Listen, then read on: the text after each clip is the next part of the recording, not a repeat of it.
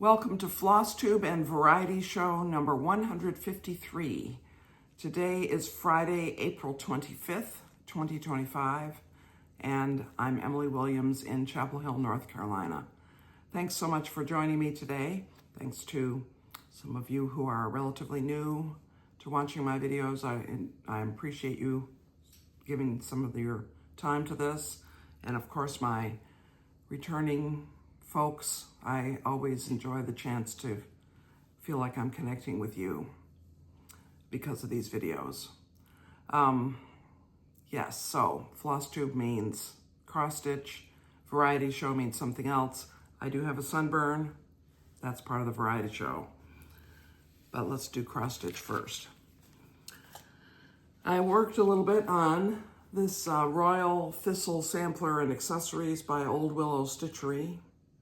This was an exclusive through the Homespun Needlework Cross Stitch Homespun Needlework Facebook group. It's by Robin Laukoff, and it's quite nice in terms of you get this little sampler and then you get these items, patterns, and instructions for finishing for those items. And I kitted it with 46 count Hemingway, I think, and 103s. So I did another row. I did that row of thistles. I haven't put the little prickery things on the thistles yet. And I don't know if those colors are showing at all, but it's a lavender color, a thistle-y color for the thistle part, and dark and medium green for the vine. Now, anybody who knows about thistles knows they don't grow on vines, so this is clearly stylized and not realistic. I really like this fabric, this 46 count from Needle and Flax. Again, I think they told me it was Hemingway. But I have a few comments about this. When you get a exclusive through Homespun Needlework, you have to order the kit, a kit, from whichever shop is the one that's married to the event, to the thing. So there's this, you get the chart, you get the fabric, you get the threads for some price. Usually there's a variety of choices. And the nice thing is this is a fat quarter of this fabric, which is beautiful fabric. And I will not use anything like all of it for this because, I mean, the sampler is going to be, about down to here. And I like having the 103s to add to my stash after I finish this project.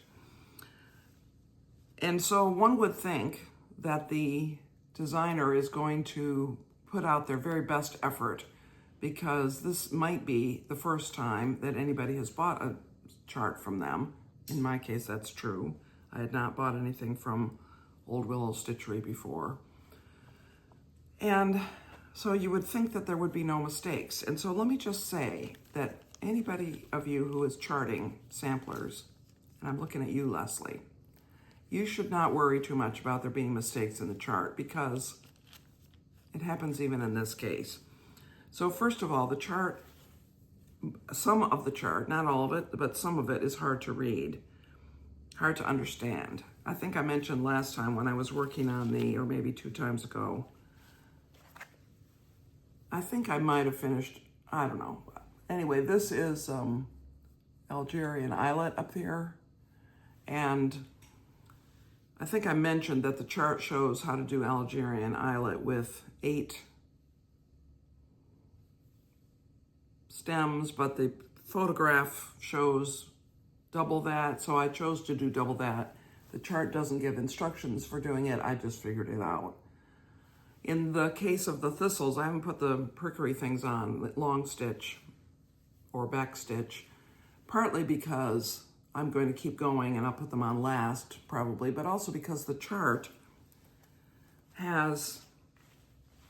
it doesn't really say clearly what colors to use, and the printing of where those long stitches are supposed to go is very hard to read because there's long stitches across the stitching. Also, the prickery parts are across the stitching, but it's not really easy to tell where. And so that's disappointing to me. And I wish it were better because I would like this to turn out well. I like the idea of what it's of, and I like the colors, and I like the fabric, and so on. Oh yes, one other thing. In charting this vine, not in charting it, in stitching it, the chart has it printed in dark green. It's a nice color chart. It's printed in dark green, the vine is, and it gives a color number, and I think there might be two colorways given. That is not colorways, but you could do it in NPI and 103 or weeks. And I'm doing it in 103. So the symbol that is in that vine is printed in green, but the number is the purple. And in looking, and it's the same dark green that's up in the Algerian islets. So I didn't actually, the chart just shows the color. It doesn't indicate the number. You have to look at a table in the chart to find out what color thread is supposed to be in some of these sections. So I just used those colors and I looked at the picture to decide whether it was the purple one or the green one first. But clearly the vine ought to be green, right? So I just decided arbitrarily I was changing it to green because I felt like there was a mistake. And then I discovered that on this plastic bag that the threads came in kind of small print, it says corrections, 527 goes to 246 and 246 goes to 527. So they corrected it on the packaging for the thread, which many people keep their thread in some other way. They don't keep it in the little plastic bag. And if you didn't read the small print, you would not know that. So that was pretty, I'll say it was potentially frustrating, except that I foresaw that I had a challenge there. But anyway, the stitching itself is enjoyable. There's a lot of different specialty stitches in here. We've already had eyelet stitches. The next row is, there's going to be a row across of rice stitch, which I enjoy doing. So I'm enjoying stitching it. It's just, it has its layer of what problems am I going to come up with next. Oh yes, I also will mention that the chart is not charted correctly in this line. In fact, the width of the chart there's discrepancies in that, and I am making corrections. I don't know. I hope that you don't think that's hubris on my part to think I can do better than the designer, but I believe there are just some mistakes there. A better proofreading would have been a good idea. I'm going to show you under the roof of blue Ionian weather. I've done about 860 stitches since the last time I showed it. This is by Golden Kite. It's full coverage. I'm doing this 2 threads over one Aida, 18 count Aida, full cross. So I've been working over here. I've nearly finished the end of the marble table. That's really starting to come into focus there. These are the women that are here.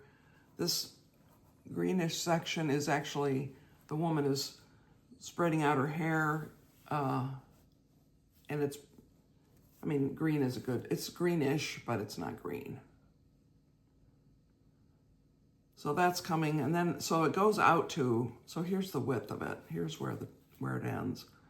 So I'm coming down 82%, 81.99%. Each percent is about 720 stitches. So 0.1% is about 8 stitches, so I'm counting it as 82%. I have had no trouble motivating myself to work on that every day, pretty much, when I have time. There have been a couple of days that have been slammed, which I'll tell you about one of those later. Okay, Nativity SAL. This is the third weekend of the month. Leslie and I started this. Teresa, Thistledown Knits, is definitely participating in this. A few others of you might be. I think I heard maybe Peggy was doing so. I don't know. Some of you may be doing this. But it's a third weekend of the month stitch on a Christmas-themed project. It does not have to be a religious theme, and it could even be just a winter theme, which is what I was doing. This is Dream of a Winter Garden by Modern Folk Embroidery. I really like this so much. This is available on the Modern Folk Embroidery website, but this chart was actually a gift to the participants of the first Holiday Countdown Stitch Along, which Modern Folk Embroidery and Evertotes and Roxy Floss Co. collaborated on maybe 2022. And so I've been working on this. I worked on it this last weekend, which was the third weekend of the month.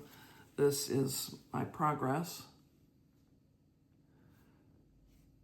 So this is there are three bands, basically. There's this top band, then there's a center band, and then this bottom band. And I haven't started on the bottom band.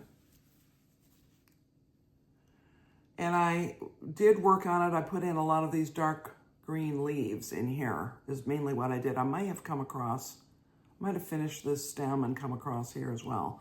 But here's I paused, and I might just put this in timeout for a while I think about what to do, because I don't like how dark that green is. Now this chart was given to us with threads that were from the Stitch Along pack of threads. The way that Stitch Along works is maybe this is like all Advent Stitch Alongs work.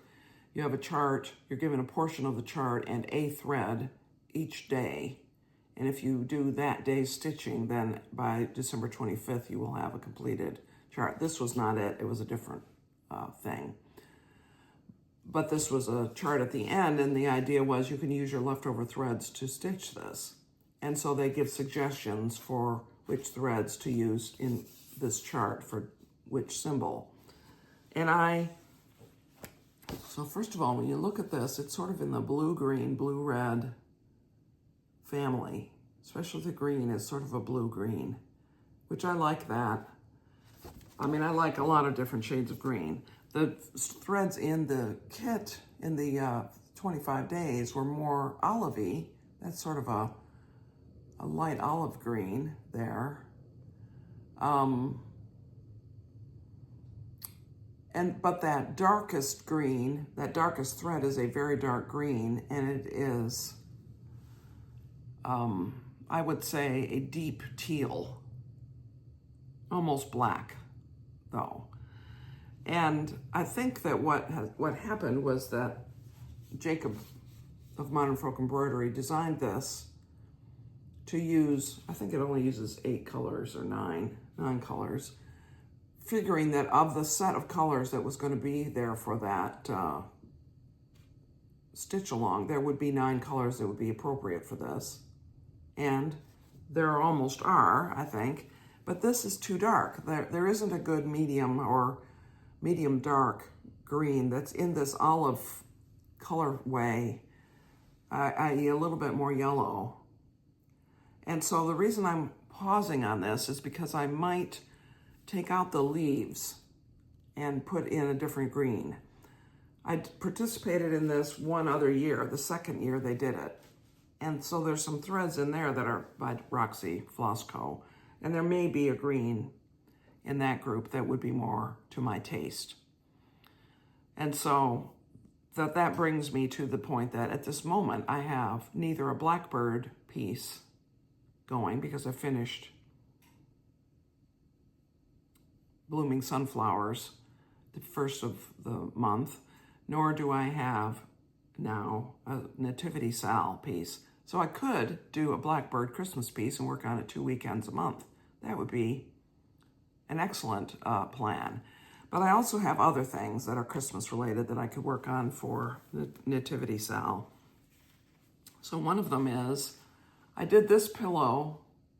This is by Heartstring Samplery a couple of years ago and finished it. It just has fiberfill in it, but I really like it. That's from Here We Come A-Wassailing. And I have this one. I bought this chart, Sing We Joyous All Together, and I saved the thread that was left over, so the same thread. And I may have the same fabric somewhere. So I could do that. I think this is 40 count something. But I have 40 count fabric. So I could do that with the same thread, even if it were different fabric, it would look nice. And I have some more of this backing fabric I could do to make a matching pillow for that. And of course I have Oscar that I just got, which is definitely a Christmas piece. And I'm pretty tempted to start Oscar, except that I have so many samplers going. And I know, Teresa, you would think I should start Oscar. I know I would love stitching it. So we'll see what happens. I have to pick a Blackbird piece.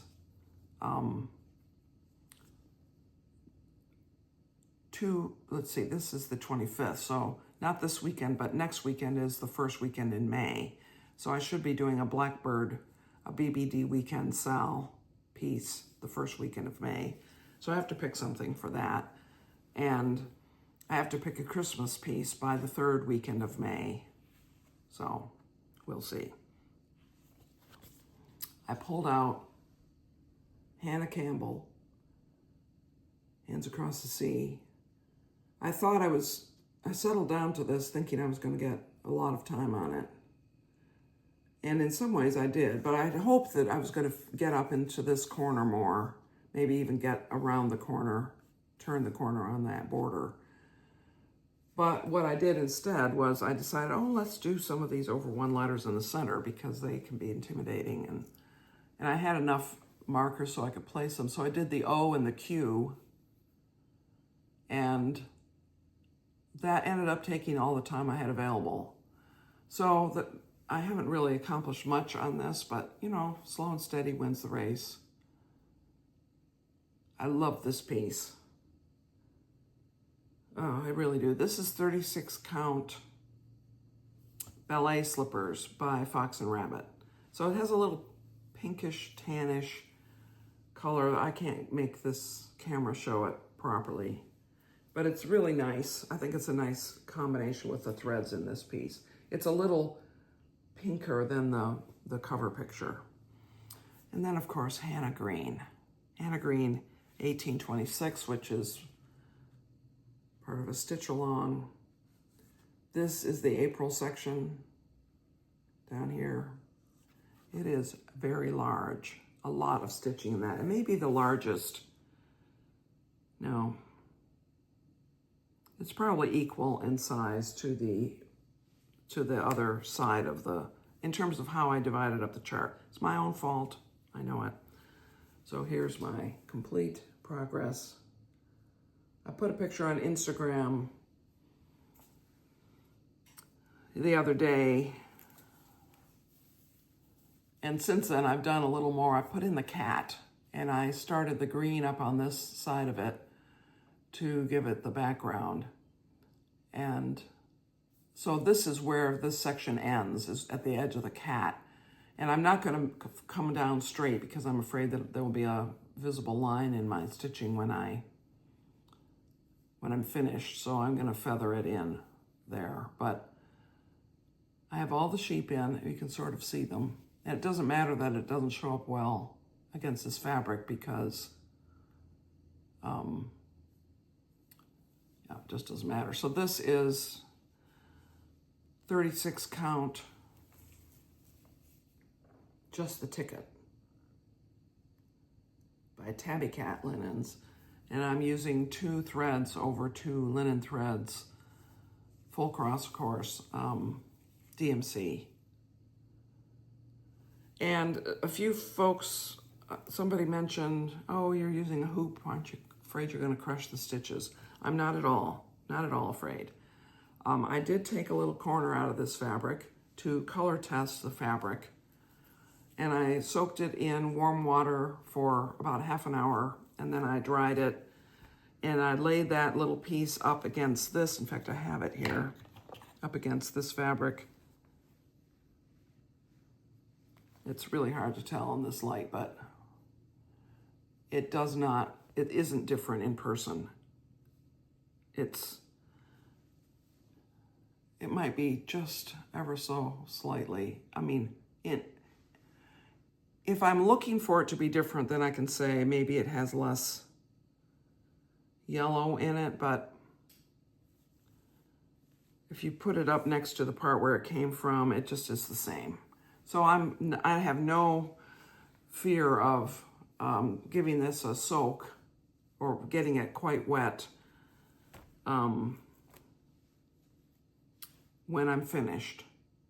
Wet enough that I can really iron it well and get all the creases out of it. So no, I'm not at all worried. I love this thing. This is a prize sampler. This was Queen of the May last year.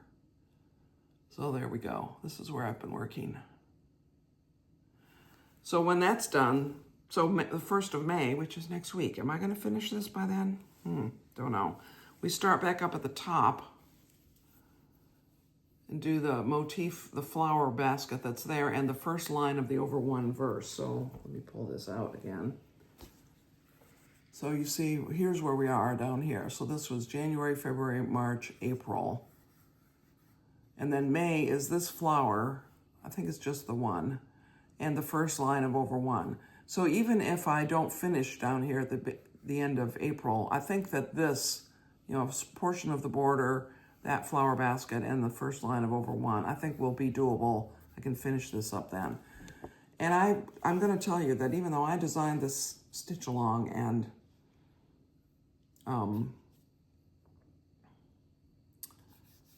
thought this was going to be doable, I might stitch ahead into the grass or the house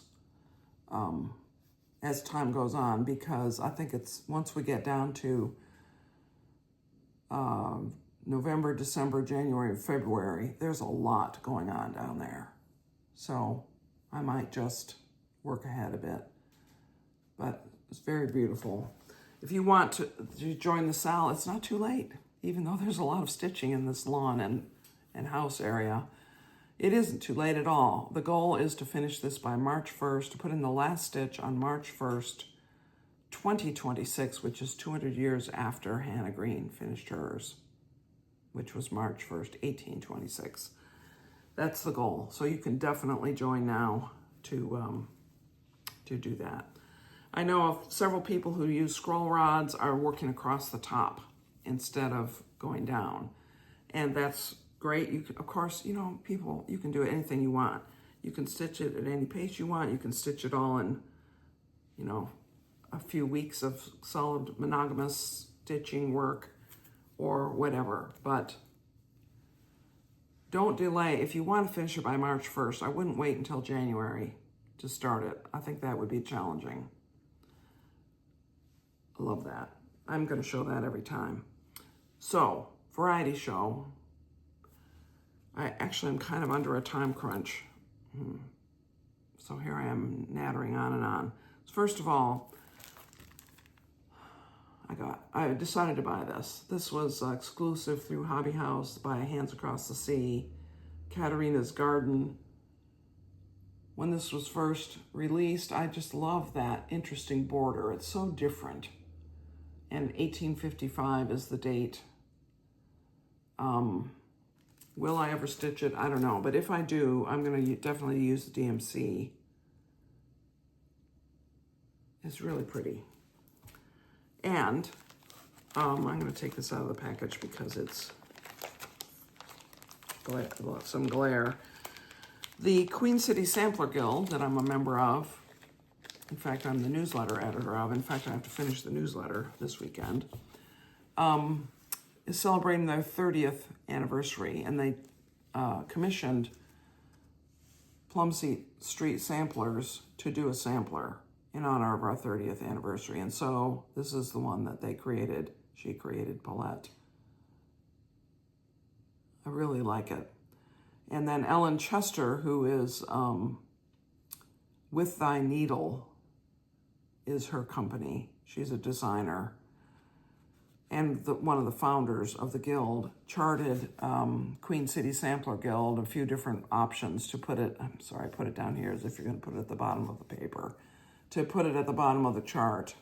And I will add one of those. I'll look over what her choices were. I've imagined that this is going to be a general release, I would think. I don't know, but it's really nice. The verse says, Jesus, set my soul apart and write thy name upon my heart. And it has a few crowns and a woman, a shepherdess, and some sheep and a little dog. And I ordered the kit from Keepsakes in, I think, 40 count with DMC. No, it's a variety of threads called for. That's why I ordered the kit. It calls for DMC and Classic Color Works and 2 weeks dye works. And I thought, I don't have a way to get those specific threads, and I didn't want to try to create my own thread conversion. And so I decided I would honor Keepsakes, which is the local store up in Cincinnati that people who are local in the guild shop at. They were given a discount to our guild for the thread and fabric for that. So I thought I would honor them for offering the discount, and I would get the called for threads to honor the designer. And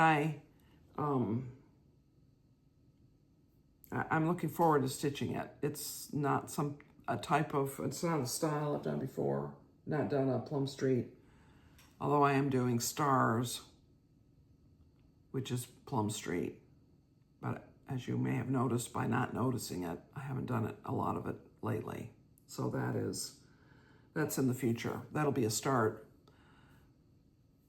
soon. So the other thing I want to talk about is what happened over Easter and the bonfire. So we had some friends over for supper, Easter supper, not Easter dinner, and we had just a wonderful time. So much laughter, and the food was, we did have roast turkey, but it wasn't the traditional turkey dinner kind of massive numbers of sides. It was zucchini and sweet potatoes and rice and turkey and sauces, barbecue sauces, and Cindy made chocolate chess pie, for dessert. And we had so much laughter and fun. Margie and Michael brought a wonderful bottle of German Riesling. It was a very fun time. During the meal, or actually after the meal when we were just sitting around the table chatting, Natasha, my daughter-in-law, texted and said, "We're going to burn our brush pile tomorrow. Do you want to come?" And I showed the text to Byron, and I said, "I think we should go." And he said, "Okay." And so that's what we did. We left around 8:30 the next morning, drove to Roan Mountain, Tennessee, and had lunch. Scott fixed us lunch. I had texted him on the way saying, so our ETA is around 12:30. When are you planning to start it? And he said, "Oh, we're going to wait until you get here." And I'm thinking, wow, that is a huge brush pile, because we'd seen it before. That's going to take a long time to burn. I don't know if you want to be waiting until afternoon to start the fire. You're going to be up all night with it. But that was their plan, and so that was fine. And I took my blowtorch that was my Christmas present from Byron, and I couldn't get it to work, so I have to figure that out. I may just need a new canister, actually. And I couldn't get the blowtorch to work, so we were using matches and fire starters, which Natasha had made out of wax and paper egg cartons and dryer lint. And it was really slow to get started. I'm going to put a few pictures up. And we sort of felt like, oh, good, it started finally. We went around to the behind it and pulled out the drier, older branches and broke them up to stick them in there to try to give it a little more chance of catching small things before it was trying to get up into the highest part of the brush pile. And this was the pile was about 8 feet tall, I would say, to the top of the main part of it. You know, there were a few things sticking up higher. And it was very large, very big around. It was maybe, I don't know, 12 feet by 8 feet tall and maybe 6 feet deep or so. Very, very large pile. It was the debris from the hurricane. Scott had picked up a lot of branches around the area, as well as he cut up that very large black walnut tree that fell, and some of the logs that were from the big branches and all the little branches were in this brush pile, and other things, other brushy stuff. You know, when you live on a farm, you're always collecting things, brushy things that are debris. So it was very large. And so we pulled our chairs up to about 12 feet away from it, thinking, well, we're going to sit here and watch the fire, watch the bonfire. Well, a little tiny breeze, after it had sort of started and we were celebrating that we got it started, a little tiny breeze crept along, and suddenly it was like there was a chimney effect, and the whole thing went whoosh, and there was a roaring sound. Definitely a roaring sound to the fire, and it was definitely going. And Natasha they had hose and buckets of water, and so she had the hose and was spraying the grass around it to try to keep it from catching, because if that fire had caught the grass, I mean, it was very lush green spring grass, you know, a lot of moisture in it, thick grass, but it still would have burned. It could have burned if it was hot enough, and that fire was very hot, I would say. We backed our chairs way up pretty soon, and we actually stood around. Scott stood around a long time watching to be sure that it wasn't going off the back, and Natasha and I were on the front side, and Natasha had the hose, and we stood and watched it, and it was very exciting. It was just a wonderful activity to watch that bonfire. And it burned, so around 4:30 or 5 o'clock, Byron and Natasha went to the local grocery store to pick up a fried chicken bucket and things like that so that we could have supper. And so Scott and I watched the fire while they ate, and then he and I went in and ate while Byron watched the fire, and you know, had the hose in hand in case anything should get out of hand. I don't know that the hose could have put out the fire if it had gotten going, but it was a way to prevent it from spreading by keeping the grass wet. And by the time we left, he was down to just the logs, the biggest logs, that he kept stepping into the fire, using his fireplace gloves to move those closer, and using a stick to poke them, to move them closer in so that they would burn. Their goal was to get the brush fire gone because a neighbor cuts their fields for hay. And of course, the brush pile was making it impossible to cut in that area. So I think they succeeded. I texted later, and Scott said they finally put it out around 9 p.m. Felt like it was fully extinguished at that point. I doubt that it was completely burned. I would think they would still have some charcoal logs that were at the bottom of the pile. But what a great day. Their chickens are doing great. They're growing. All 7 of them have lived. Not, you know, when you get chicks, they don't always all live. But all 7 of them lived, and Scott thinks that it's 3 hens and 4 roosters, so that's not the proportion they wanted. So probably later in May, they will get another set of chicks to add another group of chickens to their flock in order to try to get 6 hens and 1 rooster, or 8 hens and 1 rooster would be about what they really want. So very fun, such a fun day. It was a beautiful day, and it was about 65 degrees and bright sunshine, and I did not even, it never crossed my mind to bring a hat or sunscreen. Never crossed my mind. So I got a lot of sun, and you can sort of see, yeah, I got way too much sun.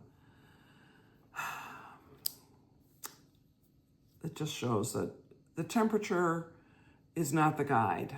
And especially down here in the South, I mean, it's only April. It was April 21st that day.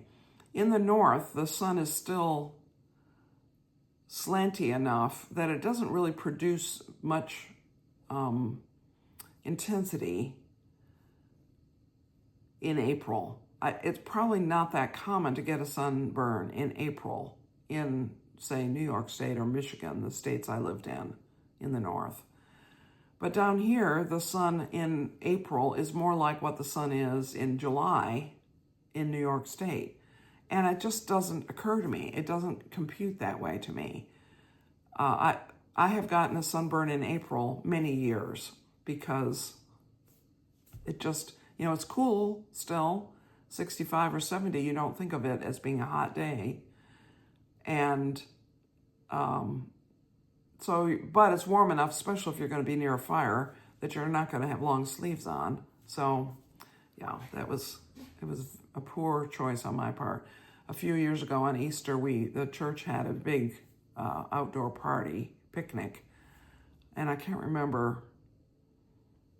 Well, I think that they said 700 people came, and they had tables and chairs and a little bit of shade. They had one big tent to provide some shade, and there was live music, and there were baptisms and face painting and bounce house and that kind of thing. It was a big party, 700 people, and it was in early April, and it was about 70 degrees, like perfect weather and sunny. And I left with a sunburn, and I said to Byron, this is going to be remembered as the day that the entire Bible church got a sunburn, because very few people thought I had, even those folks who grew up in North Carolina. But it's already faded. It'll be fine. And yes, this looks like it's bright red nose, and it is a bright red nose, but it's fading. It's fine. It'll be fine. Okay. I have gone on and on and on. For this having to be a quick video, I am not achieving that, am I? Anyway, I will try to be quick in saying goodbye. Thank you so much for watching. Many blessings to you, friends.